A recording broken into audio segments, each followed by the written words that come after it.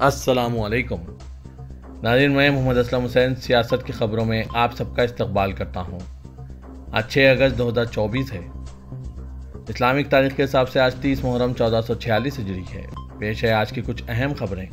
वक्फ act में तरमीम करके वक्फ बोर्ड के इख्तियारात को महदूद करने के मरकज़ी हुकूमत के फैसले पर नुमाइंदा मुस्लिम तंजीमों ने सख्त बरहमी और तशवीश का इजहार करते हुए अपोजिशन से इस बिल को ऐवान में मंजूर न होने देने की अपील की है। इस पर समाजवादी पार्टी के सरबराह अखिलेश यादव ने हामी भरते हुए ऐलान किया है कि वो वक्फ एक्ट में तरमीम की मुखालिफत करेंगे।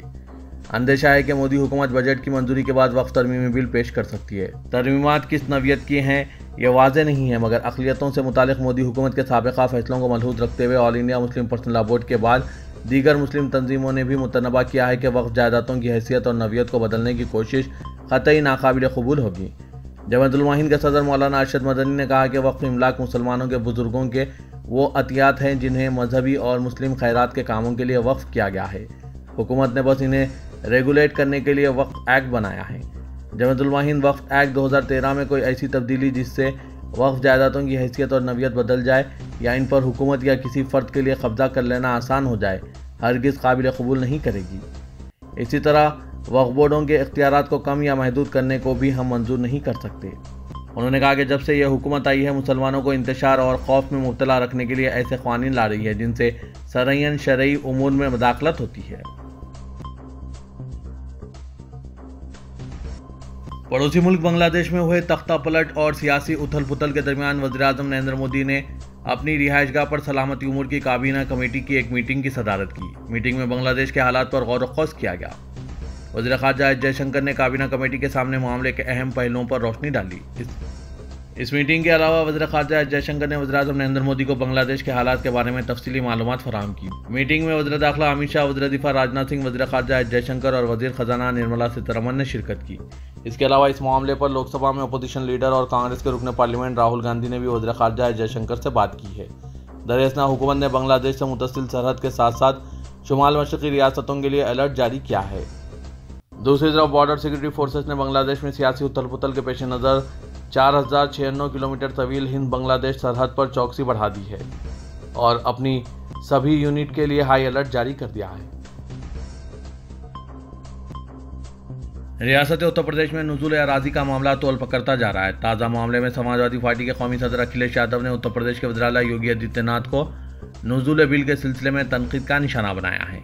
अखिलेश ने कहा कि उत्तर प्रदेश के वज़ीर-ए-आला का ख्याल था कि नुज़ूल का मतलब मुसलमानों की ज़मीन है, इसलिए प्रयागराज व गोरखपुर में ज़मीनें खाली कराई जा रही थी। समाजवादी पार्टी सरबराह अखिलेश यादव ने कहा कि बीजेपी के पास हिंदू और मुसलमान के अलावा कोई मसला नहीं है। वो हमेशा मुसलमान भाइयों के इख्तियार को कम करने के तरीक़ों की तलाश में रहती है। अखिलेश यादव ने तंज़िया लहजे में कहा कि वज़ीर-ए-आला इतने ज़हीन है कि इन्हें मालूम हुआ कि नुज़ूल उर्दू का लफ्ज़ है और उन्होंने ये समझ लिया कि मुसलमानों की ज़मीन है, जबकि अफसर इन्हें समझाते रहें कि नुज़ूल का मतलब कुछ और है। अखिलेश का कहना है कि उर्दू लफ्ज़ नुज़ूल की वजह से पूरा प्रयागराज और गोरखपुर खाली कराया जाने लगा है, लेकिन इसके पीछे या तो वज़ीर-ए-आला का ज़ाती मफाद है या इनके किसी खास साथी का। एसपी लीडर जैनेश्वर मिश्रा की सालगिरह के मौके पर अखिलेश यादव लखनऊ के जैनेश्वर पार्क पहुंचे थे। वहां मीडिया से बात करते हुए उन्होंने कई मसाइल पर योगी हुकूमत को आड़े हाथों लिया और कहा कि बीजेपी इंतखाबात से पहले साजिश करना चाहती है। अखिलेश यादव ने कहा कि सभी लोग सच जानते हैं कि बीजेपी का मकसद पहले दिन से एसपी और ख़ासकर मुसलमानों को बदनाम करना है। ये गैर जमहूरी और गैर आइनी कदम है।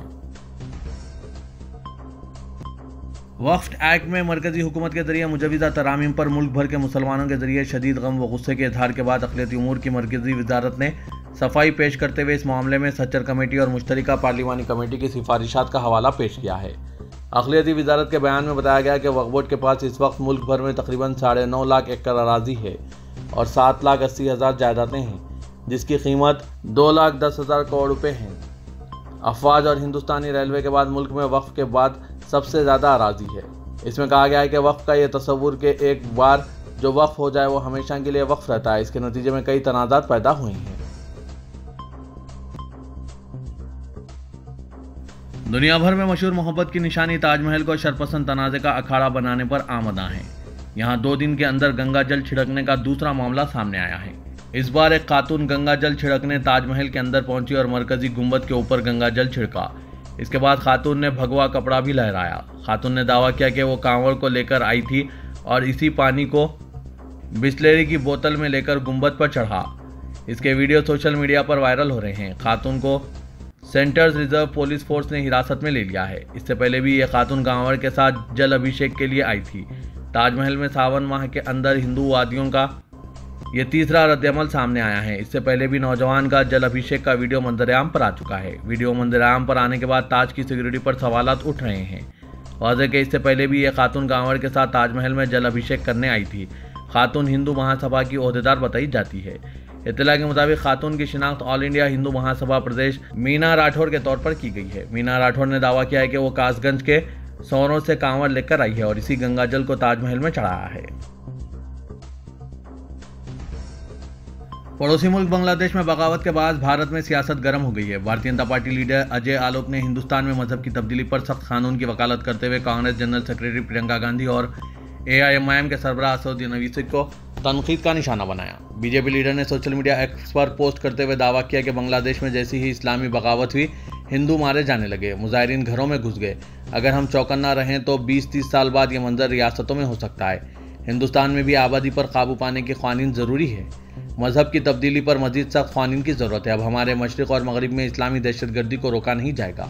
भारतीय जनता पार्टी लीडर अजय आलोक ने कहा, प्रियंका गांधी और असदुद्दीन ओवैसी जिन्होंने खुलेआम फ़लस्तीन के मुसलमानों पर दर्द की बारिश की थी, अब बांग्लादेश के हिंदुओं पर खामोशी का मौन व्रत क्यों रखे हुए हैं। एक भी मुस्लिम लीडर या मौलवी हिंदुओं को कत्ल ना करने की अपील नहीं करेगा। ये वही है जो हमें मुल्क को समझाना है। ये ज़हर अफशानी की बातें भारतीय जनता पार्टी लीडर अजय आलोक ने किया है। साबिक़ रुकन पार्लियामेंट और कांग्रेस लीडर मीम अफजल ने मरकजी हुकूमत के जरिए वक्फ एक्ट में मुजवज़ा तरामीम की खबरों पर सख्त रद्दअमल का इजहार करते हुए कहा कि भारतीय जनता पार्टी और RSS की बुरी नज़र बहुत पहले से मदरसों और वक्फ बोर्ड पर है। इनका एजेंडा है कि मदरसों को ख़त्म कर दिया जाए और वक्फ बोर्ड को कमज़ोर करके इसकी इमलाक पर कब्जे को आसान बनाया जाए। उन्होंने कहा कि यह वक्फ के नाम पर एक बार फिर मुस्लिम ख़वातीन की नुमाइंदगी के नाम पर औक़ाफ़ की हैसियत को ख़त्म करने की साजिश है, जिसको पार्लियामेंट में बिल के जरिए अमली जामा पहनाने की कोशिश की जाएगी। कांग्रेस लीडर ने कहा कि हालिया पार्लियामानी इंतखाबात के नतायज के बाद मोदी हुकूमत को कमज़ोर बताया गया, लेकिन वो मुसलमानों के मामले में किसी तरह की कमज़ोरी का मुजाहरा नहीं कर रही है और इन्हें बाज़ाब्ता मुहिम की शक्ल में निशाना बनाने में मसरूफ़ है। उन्होंने कहा कि अगर सरकार कमज़ोर है और अपोजिशन मजबूत है तो अपोजिशन को इसका सबूत भी देना चाहिए। अपोजिशन को मुसलमानों के मसाइल पर खुलकर आवाज़ बुलंद करनी चाहिए। मुसलमानों के खिलाफ पहले की तरह ही निशाना बनाने की मुहिम चल रही है। बुलडोज़र चल रहे हैं, लिंचिंग के वाक़यात सामने आ रहे हैं, मुतअद्दिद रियासतों में लव जिहाद के नाम पर खिलाफ सख्त क़ानून पास किए जा रहे हैं। ऐसे में मोदी की हुकूमत कमज़ोर कहाँ है। उन्होंने कहा कि सरकार ने मुसलमानों का नाम लेकर जितने भी काम किए हैं, इनमें शर के अलावा कोई खैर का पहलू नहीं है। उन्होंने कहा कि अपोजिशन मजबूत है तो अपोजिशन को इसका सबूत भी देना चाहिए और मुसलमानों के लिए आवाज़ उठानी चाहिए। नाज़रीन, मीम अफजल के ख्यालात पर आपकी क्या राय है, कमेंट के जरिए ज़रूर बताइएगा। ब्रॉडकास्टिंग सर्विसेज बिल जो मोदी हुकूमत जल्द ही पार्लियामेंट में पेश करने की तैयारी कर रही है, इस पर तशवीश का इजहार करते हुए कांग्रेस की जनरल सेक्रेटरी प्रियंका गांधी ने इसे digital media, social media, OTT platform और इनफरादी तौर पर लिखने और बोलने वालों की ज़बान पर ताला लगाने की कोशिश करार दिया है। उन्होंने मीडिया की आज़ादी के ताल्लुक से महात्मा गांधी और जवाहरलाल नेहरू के अक़वाल का हवाला देते हुए कहा है कि यह आज़ादी रिहाइयों की लड़ाई और मुजाहिदीन आज़ादी की कुर्बानियों का नतीजा है। इसे छीनने की कोशिश क़तई नाकाबिल क़बूल है। कांग्रेस लीडर ने साथ ही कहा है कि मुल्क के अवाम ऐसी किसी कोशिश को बर्दाश्त नहीं करेंगे। उन्होंने इस ज़िमन में एक तवील पोस्ट किया है। कांग्रेस के सदर मल्लिकार्जुन खड़गे ने कहा है कि मरकज़ की भारतीय जनता पार्टी हुकूमत की पॉलिसियां जम्मू कश्मीर और लद्दाख के अवाम के खिलाफ हैं। उन्होंने जम्मू कश्मीर में फौरी असम्बली इंतखाबात कराने का मुतालबा किया। खड़गे ने कहा है कि जम्मू कश्मीर और लद्दाख पर बीजेपी की पॉलिसी ना तो कश्मीरियत का एहतराम करती है और ना ही जमहूरियत को बरकरार रखती है। मोदी हुकूमत ने दावा किया था कि इस कदम से जम्मू कश्मीर को मुकम्मल तौर पर मजबूत करने, खित्ते की इक़्तिसादी तरक्की को फ़रोग़ देने और दहशतगर्दी को और अलायदगी पसंदी को रोकने में मदद मिलेगी, लेकिन ज़मीनी हकीकत इससे बिल्कुल मुख्तलिफ है।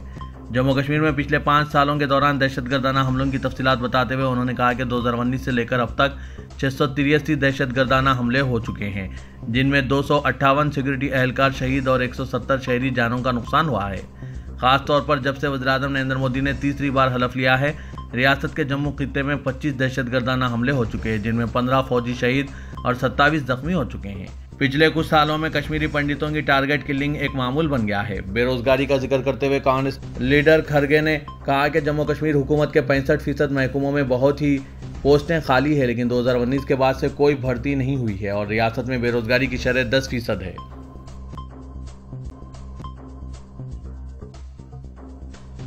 तेलंगाना के वज़ीर-ए-आला रेवंत रेड्डी जो अमेरिका के दौरे पर हैं, अपनी पहली मीटिंग में कॉग्निजेंट कंपनी के साथ एक तौसीई मुआहदा किया है। मुआहदे के तहत कॉग्निजेंट कंपनी की जानिब से हैदराबाद में 1 मिलियन मुरब्बा फीट के रुकबे पर कैंपस कायम किया जाएगा।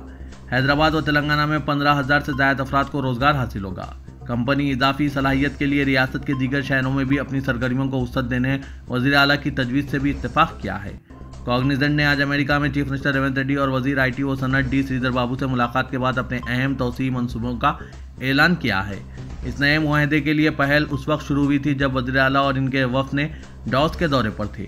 बताया गया है कि कंपनी हैदराबाद को एक नए मरकज़ के तौर पर मुंतखब किया है और 20,000 अफरादी क़ुव्वत की गुंजाइश पर मुश्तमिल अपना कैंपस तामीर करेगी।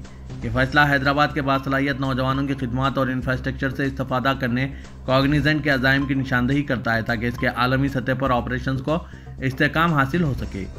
ये ऐलान चीफ मिनिस्टर रेवंत रेड्डी और रियासती वजीर डी श्रीधर बाबू और कॉग्निजेंट के CEO V कुमार S के साथ एक आला सतही वफ़द से मुलाकात और बातचीत के बाद सामने आया है। तेलंगाना के वज़ीर-ए-आला रेवंत रेड्डी ने अमेरिका में मुकीम तेलुगु अवाम पर जोर दिया कि वो रियासत की तरक्की में शराकतदार बने और रियासत में सरमायाकारी को तरगीब देने में हुकूमत की काविशों में ताउन करें। चीफ मिनिस्टर रेवंत रेड्डी जो अमेरिका के दौरे पर हैं, न्यू जर्सी में तेलुगु NRI के एक प्रोग्राम से खिताब कर रहे थे।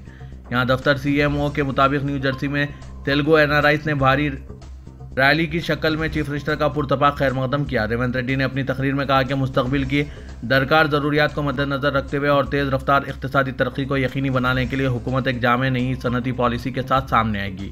उन्होंने मज़ीद कहा कि हुकूमत फ़ंड्स को मुतहरिक करते हुए रोज़गार और महारतों को फ़रोग़ देने पर भी भरपूर तवज्जो मरकूज़ करेगी। NRIs की तारीफ़ करते हुए चीफ मिनिस्टर ने कहा कि तेलुगु अवाम ने अपनी महारत और काबिलियत के ज़रिए अमेरिका को एक ताकतवर और दौलतमंद मुल्क बनाने में अपना कलीदी हिस्सा अदा किया है। उन्होंने NRIs पर जोर दिया कि अब आप तेलंगाना की तरक्की में भी भरपूर शराकतदार बने।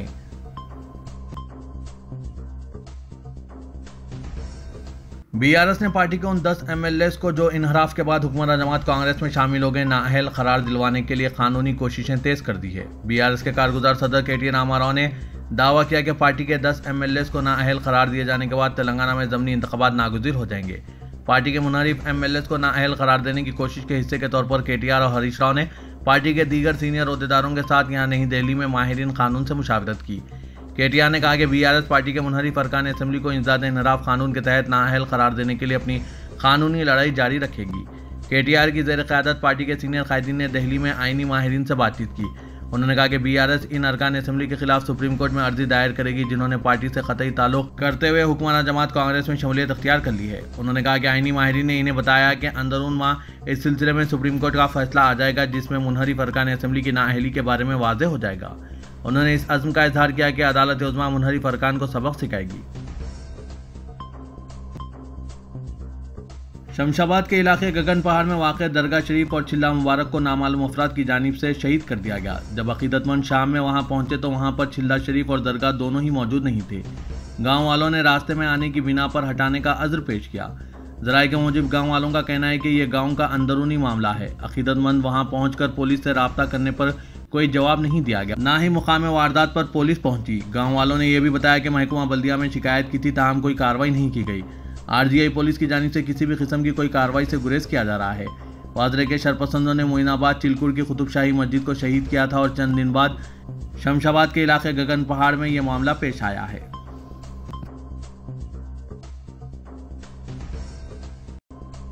तेलंगाना हाईकोर्ट ने छोटे अखबारात में काम करने वाले सहाफ़ियों को एक्रीडेशन कार्ड जारी करने से मुतालिक हुकूमत के तैयार करदा क़वायद को मनसूख कर दिया है और कहा कि छोटे अखबारात को ABCD का ज़ुमरा मुख्तस करने से अजला और असेंबली हलकों में काम करने वाले सहाफ़ियों को एक्रीडेशन हासिल नहीं हो रहे हैं। अदालत ने इस सिलसिले में जारी करदा क़वायद को मनसूख करते हुए हुकूमत को हिदायत दी कि वह आइंदा 2 माह के अंदर ताज़ा क़वायद व ज़वाबित तैयार करें। अदालत ने हुकूमत को इस बात की भी हिदायत दी कि वो शफाफ और दोस्त क़वायद तैयार करें जिसके ज़रिए ज़िला और असेंबली हलकों में काम करने वाले छोटे अखबारात के सहाफ़ियों को फ़ायदा पहुँचाए। महबूबनगर से ताल्लुक़ रखने वाले T कृष्णा और मजीद 3 सहाफ़ियों की जानिब से 2016 में जारी करदा एक्रीडेशंस के नए क़वायद के GO 239 के शेड्यूल E को मनसूख करने से मुतालिक एक दरख्वास्त इसी साल दायर की गई थी, जिस पर चीफ जस्टिस आलोक अराध्याय और जस्टिस जय श्रीनिवास राव पर मुश्तमिल बेंच ने इस केस की समाअत करते हुए यह फैसला सुनाया। अदालत ने अपने फैसले में रिमार्क्स किया कि छोटे अखबारात को जुमरों में तकसीम करने की हुकूमत ने मुनासिब वजूहात नहीं बताई, इसलिए यह क़वायद मनसूख कर दिए जा रहे हैं।